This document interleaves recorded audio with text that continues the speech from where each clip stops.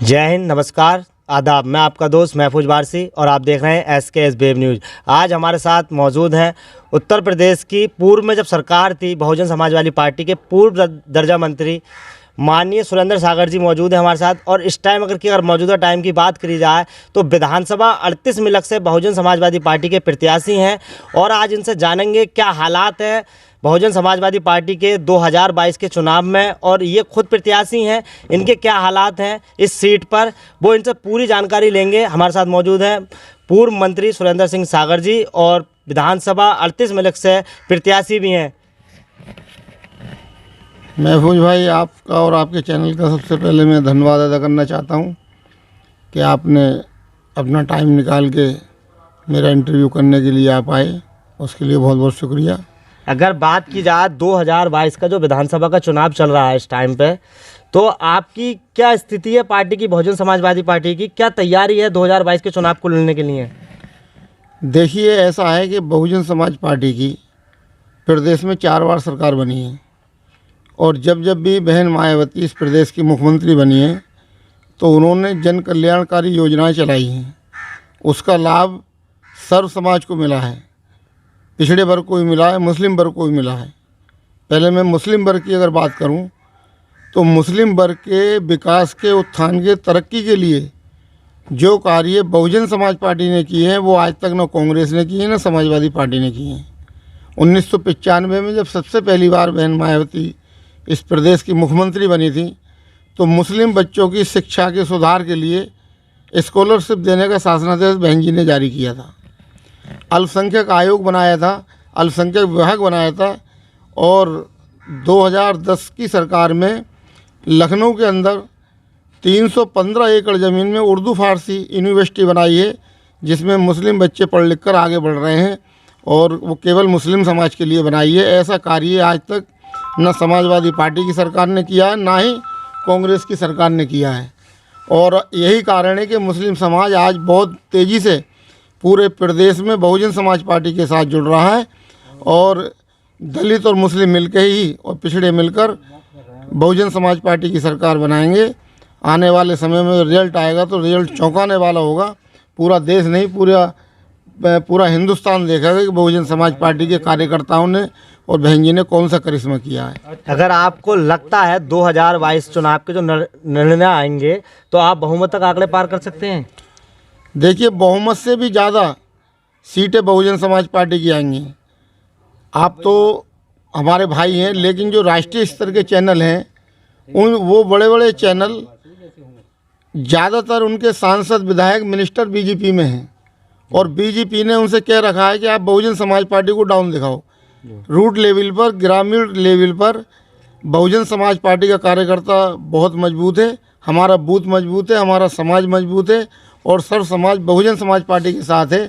Upper caste भी है, पिछड़ा वर्ग भी है और मुस्लिम समाज भी बहुजन समाज पार्टी के साथ है। अगर बात की जाए, काफ़ी टाइम हो गया आपको बहुजन समाज पार्टी में रहते हुए, पहली बार आपको प्रत्याशी बनाया गया है, तो क्या रणनीति है आपकी इस इलेक्शन को लड़ने की?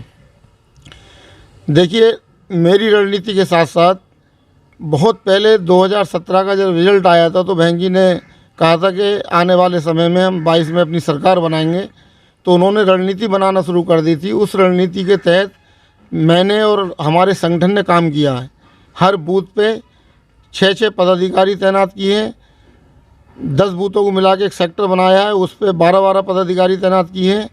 विधानसभा को 4 जोनों में बांटा है, उस पर 5 टॉप के पदाधिकारी तैनात किए हैं और हमारे पदाधिकारी घर घर जाकर बहन जी के द्वारा जारी जो सरकार में जन कल्याणकारी योजनाएं चली थी उसका एक फोल्डर है, उसे घर घर जाकर दे रहे हैं और वो लोग पढ़ के ये देखते हैं और तुलना करते हैं कि वर्तमान सरकार ने क्या किया है और बहन जी की सरकार ने कौन सा कार्य किया है। तो पढ़ने के बाद उनका मन बहुजन समाज पार्टी की तरफ जो है होता है कि बहुजन समाज पार्टी की सरकार आना चाहिए। आपने देखा, ये हमारे साथ मौजूद थे और इन्होंने बताया कि बहुजन समाजवादी पार्टी की फुल बहुमत क्या उससे भी ज़्यादा सीटें लेके आएंगे क्योंकि इन्होंने पूरी तैयारी कर ली है। मैं इनसे एक आखिरी सवाल पूछूंगा जो मेरा लास्ट सवाल होगा। आज जो पूर्व जिला पंचायत सदस्य शाहिद हुसैन बारसी खड्डी वालों के आवास पे आप बैठे, तो इनके आपके संबंध कितने पुराने हैं और कब से आप इनके साथ रहते हो? देखिए, ये हमारे 7 की सरकार के बाद संपर्क में आए थे, जी। तो हमारे इनसे पारिवारिक संबंध रहे हैं। समय समय पर जब भी मेरा सैफनी आना होता है तो मैं इनके परिवार आवास पर आता हूँ, और मेरे ये बड़े भाई की तरह हैं और मेरा इनसे भाईचारा है। तो आप पूरी तरह से तैयार हैं अपनी सरकार बनाने में। और कोई मैसेज ऐसा देना चाहेंगे युवा वोटरों को, या मुस्लिम वोटरों को, या जाटा वोटरों को, या किसी भी जाति के लोगों को, कोई अपना एक ऐसा मैसेज देंगे किस हिसाब से वोट डाले आदमी, क्या करे क्या ना करे, क्या सावधानी बरते, कोरोना गाइडलाइन का नियम भी है, तो आप क्या संदेश देना चाहेंगे लोगों को? देखिए, मेरा सर्व समाज के पढ़े लिखे नौजवानों से, बेरोजगारों से ये अनुरोध है कि वो बहुजन समाज पार्टी की सरकार लाएं। उन्हें रोजगार मिलेगा, उन्हें सम्मान मिलेगा, उन्हें तरक्की मिलेगी। और बहुजन समाज पार्टी ने हमेशा भाईचारे का संदेश दिया है और समाज में भाईचारा पैदा होगा। भाईचारा भी बहुत ज़रूरी है तरक्की और विकास के लिए। वर्तमान सरकार ने और पूर्व की सरकार ने हिंदू मुस्लिम की राजनीति की है। हिंदू और मुसलमानों को आपस में लड़ाकर उनकी दूरियां पैदा की हैं, भाईचारा तोड़ने का काम किया है। आपको जो बहुजन समाजवादी पार्टी से आपको प्रत्याशी बना दिया गया है, अगर भारतीय जनता पार्टी की बात की जाए राजवाला जी प्रत्याशी हैं, और समाजवादी अगर प्रत्याशी की बात करी जाए तो विजय सिंह प्रत्याशी हैं, तो आपको लगता है आप इन दोनों को फाइट देकर इनसे आगे निकल जाएंगे? देखिए, इस विधानसभा की जनता ने 5 साल सपा प्रत्याशी एमएलए को भी देखा है। उनकी पूर्ण बहुमत की सरकार थी। वो क्षेत्र में न विकास करा पाए, न जनता के दुख दर्द में साथ रहे, ना ही कोई ऐसा मैसेज दे पाए कि यहाँ के क्षेत्र की जनता को कोई रोज़गार मिल सके। रही बात वर्तमान विधायक की, उनकी स्थिति ये है कि जब वो गांव में जाती हैं तो 4 कुर्सी बैठने के लिए कोई देने के लिए तैयार नहीं है। उनके समाज के लोग उनके विरोध में हैं। उनका कार्यकाल तो एक विनाशकारी कार्यकाल रहा है।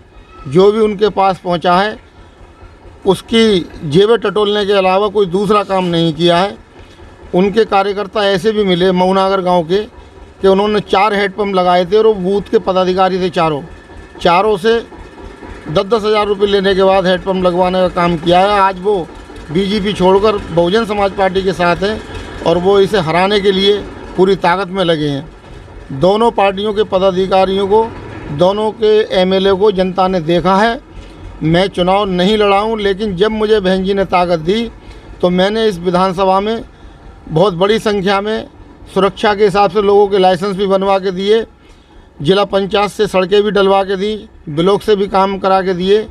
क्योंकि मैं दर्जा मंत्री था, मेरे पास निधि नहीं थी, और मेरे पास जो भी पहुंच गया जिस काम के लिए मैंने उसका तुरंत कार्य किया।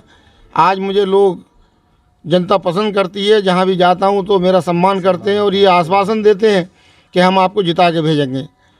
तो मुझे पूरा ही आश्वासन है कि मेरे संगठन की वजह से, मेरी पार्टी की वजह से ऐतिहासिक वोटों से जीत होगी। उसके बाद इस क्षेत्र का एक अलग ही सम्मान होगा।